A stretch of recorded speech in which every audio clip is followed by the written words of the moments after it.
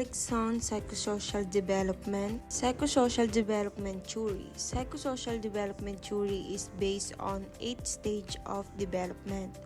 Erikson's theory is based on the idea that development through life is a series of stages which are each defended by a crisis or challenges.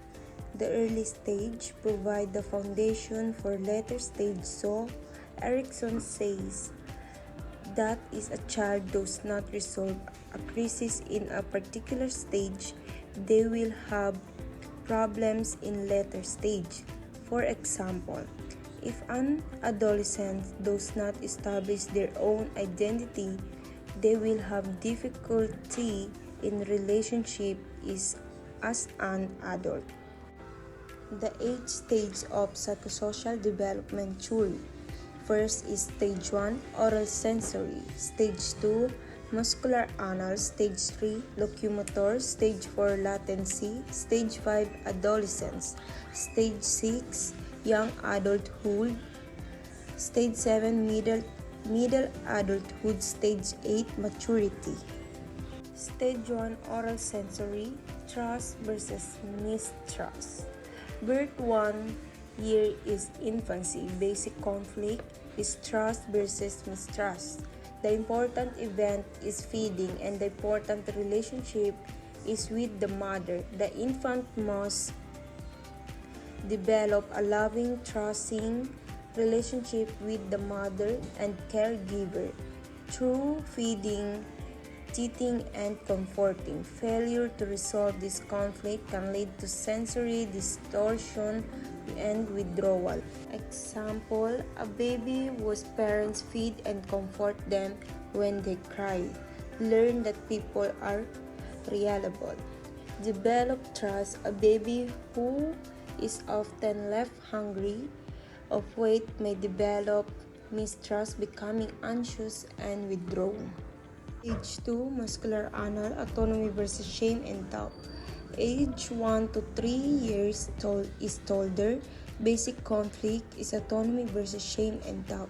The important event is toilet training, and the important relationship is with the parents.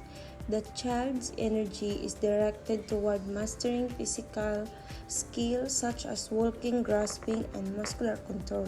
The child learns self-control but may develop shame, doubt, impulsivity, or compulsion if not handled well.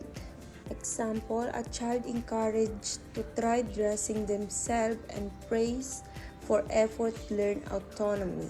A child scolded for accident or mistake feel shame made fear trying new thing.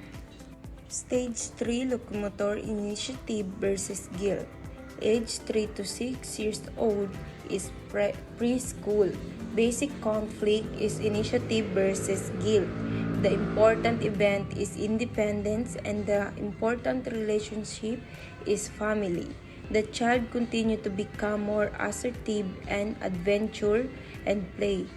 The child may show too much force in this thing stage, causing feeling or guilt, failure to rationalness, and innovation.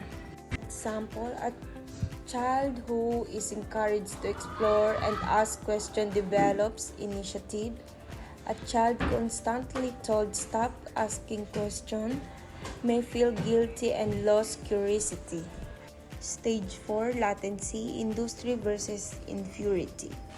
Age 6 to 12 years old is school age. The basic conflict is the stage is industry versus inferiority. The important event is school, and the important relationship are teachers and friend and neighborhood. The child must learn to deal with new skill and develop a sense of achievement and accomplishment.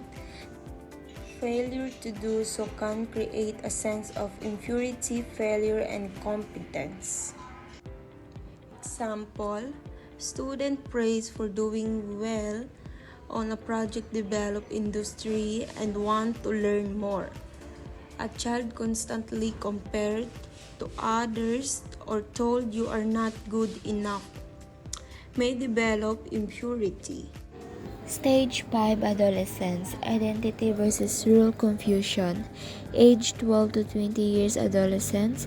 The basic conflict is identity versus rule confusion.